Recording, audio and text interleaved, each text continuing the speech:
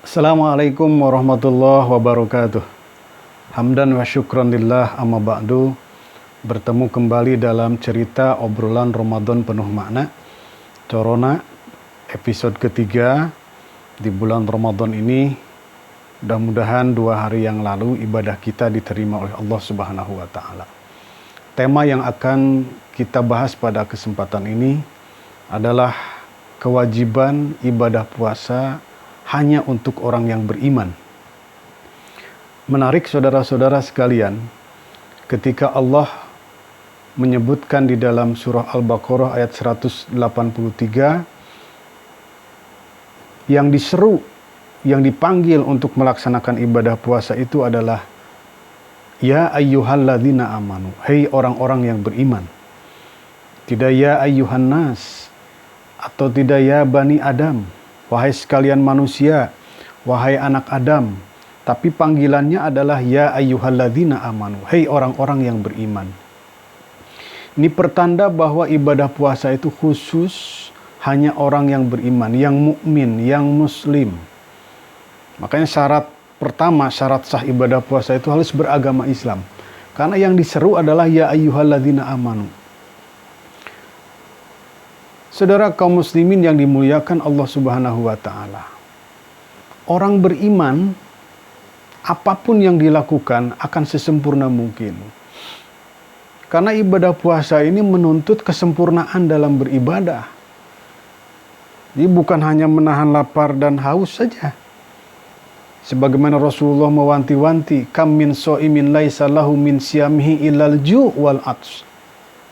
Banyak sekali orang yang melaksanakan ibadah puasa, tetapi ganjarannya, pahalanya, upahnya hanya menahan lapar dan haus saja. Pahalanya hanya lapar dan haus. Selebihnya, hal-hal yang dapat membatalkan, menggugurkan pahala ibadah puasa tidak dihindari.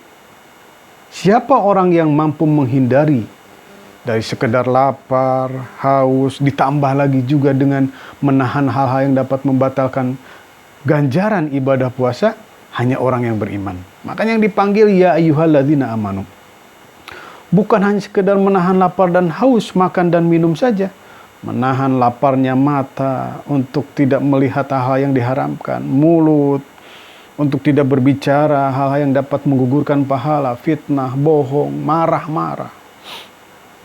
Telinga mendengarkan hal-hal yang diharamkan oleh Allah Subhanahu wa taala. Kaki melangkahkan kepada hal-hal yang haram. Tangan bergerak, meraba, menulis, update status yang dilarang oleh Allah Subhanahu wa taala.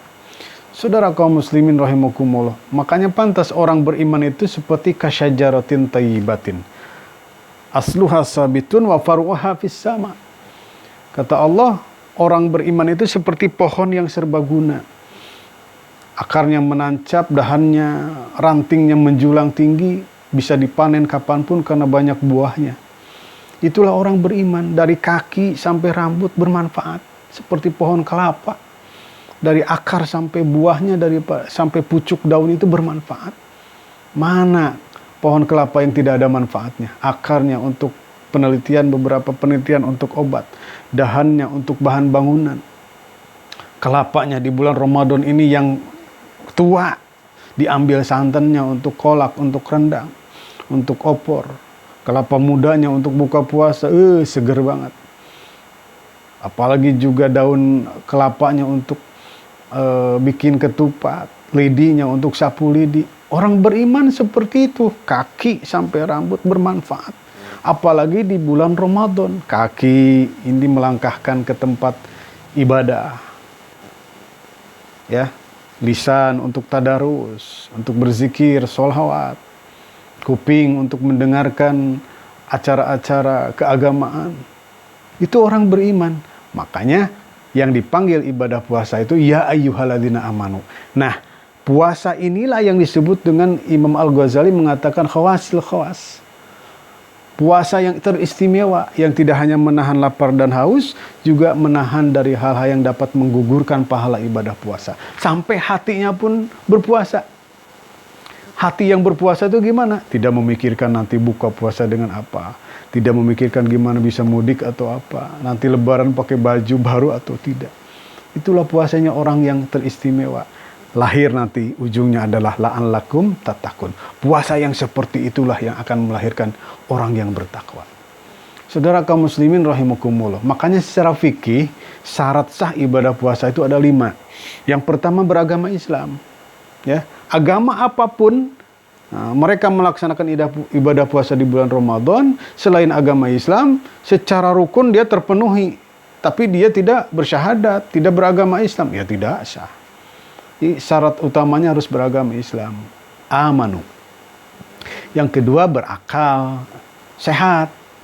Ya, jadi orang gila nggak sah melaksanakan ibadah puasa. Yang ketiga baligh. Atau tertukar tadi yang kedua baligh. Baligh itu apa? Sudah mencapai tuntutan difardukannya ibadah puasa. Sudah tercapai kutiba, diwajibkan. Siapa? 3 cirinya. Pertama sudah umur 15 tahun. Bagi laki-laki dan perempuan. Ini dasar sekali fikihnya di dalam kitab Safinatun Najah. Alamatul bulugh salasun. Ciri-ciri baligh ada 3. Pertama adalah sempurna umur 15 tahun. Laki-laki perempuan. Maka wajib ibadah puasa di bulan Ramadan. Jadi kalau ada yang sudah SMA, sudah aliyah, sudah SMK nggak puasa, wah itu sudah dosanya ditanggung sendiri oleh dia. Yang kedua sudah menstruasi, sudah keluar darah haid untuk perempuan. Laki-laki nggak mens, paling mencret. Men itu khusus untuk perempuan. Jadi kalau sudah mens, nah, biasanya kalau sekarang kelas 6 SD, kelas 1 SMP, kelas 2 SMP, maka sudah wajib ibadah puasa. Kutiba, sudah diwajibkan. Yang ketiga adalah ihtilam, mimpi basah, keluar mani untuk laki-laki dan perempuan. Baligh. Nah, yang berikutnya syarat sah ibadah puasa itu adalah berakal sehat, juga sehat. Harus sehat badannya. Makanya Allah menyatakan dalam Al-Baqarah 184, "Faman kana minkum maridun aw ala safarin fa iddatum min ayyamin ukhur." Kalau sakit atau dalam perjalanan, fa iddatum min ayyamin ukhur. Enggak apa-apa enggak puasa, ganti dengan qada di hari-hari berikutnya. Jadi harus sehat. Nah, makanya yang sakit, yang kata dokter sudah diberikan amanat, ibu, bapak enggak usah puasa. Nah, jadi dokter itu adalah perwakilan Allah di bidang kesehatan. Ya, bukan percaya kepada dokternya, tetapi percaya kepada keilmuan yang dimiliki oleh dokter, di mana ilmu itu diturunkan oleh Allah. Turuti perintah dokter, sekalipun tidak ada dalam beberapa berita bahwa ada yang mati gara-gara puasa.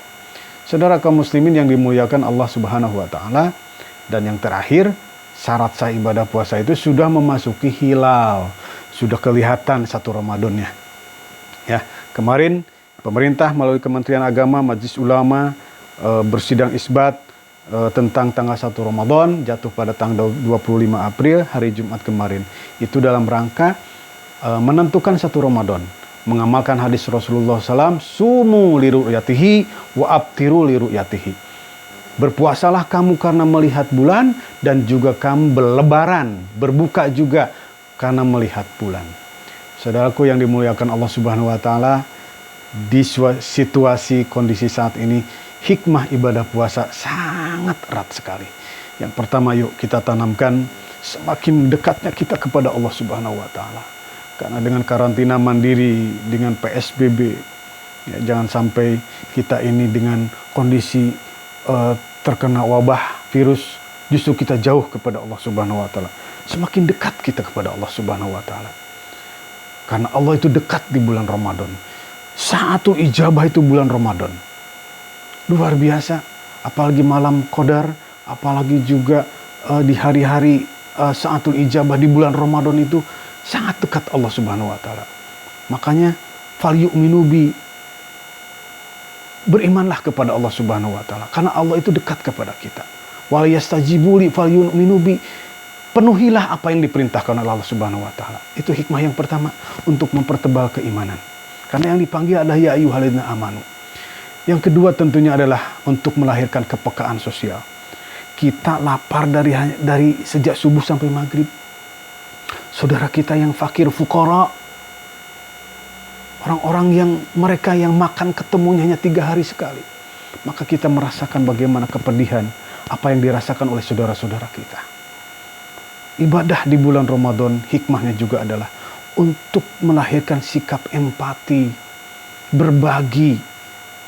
Apa yang kita miliki itu hanyalah amanat titipan dari Allah Subhanahu wa taala. Dengan ibadah di bulan Ramadan kita berbagi.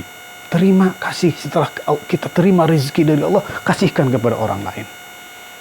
Dan hikmah berikutnya bahwa ibadah puasa ini adalah dalam rangka mensucikan diri kita, mensucikan jiwa kita. Ada beberapa dosa yang memang cukup dengan kita bertobatnya adalah misalkan dengan istighfar kepada Allah Subhanahu wa taala, tapi dengan beribadah puasa, tobat kita akan semakin dekat kepada diijabahnya, diterimanya oleh Allah Subhanahu wa taala. Karena puasa itu adalah mensucikan diri, kondisi sedang bersih, apalagi puasanya adalah kita puasa yang teristimewa, tidak hanya menahan lapar dan haus, maka kemungkinan diijabahnya, diterimanya tobat kita oleh Allah Subhanahu wa taala sangat besar. Saudaraku yang dimuliakan Allah Subhanahu wa taala, ibadah di bulan Ramadan juga akan melahirkan kita dekat dengan Al-Qur'an. Karena di bulan Ramadan inilah Al-Qur'an turun, Yaumul Taqal Jam'an, pada hari di mana bertemunya 2 pasukan saat perang Badar, itu pada bulan Ramadan, tepatnya pada tanggal 17 Ramadan. Saudaraku yang dimuliakan Allah Subhanahu wa taala, terlalu banyak hikmah yang kita peroleh di bulan Ramadan ini, terutama di suasana COVID-19 ini. Maka beruntunglah mereka yang melaksanakan ibadah puasa. Yuk hadirkan ibadah puasa ini adalah ibadah puasa yang terakhir. Oleh karenanya hadirkan ibadah puasa yang paripurna, yang akan melahirkan daripada keridhaan Allah Subhanahu wa taala. Demikian, mohon maaf lahir dan batin, ketemu di episode berikutnya. Khudmah sopa wada makadar. Saya Kang Dudung, Ustadz Jinta. Mohon maaf dan ketemu kembali di episode berikutnya. Wallahu muwaffiq ila aqwamit thoriq. Assalamualaikum warahmatullahi wabarakatuh.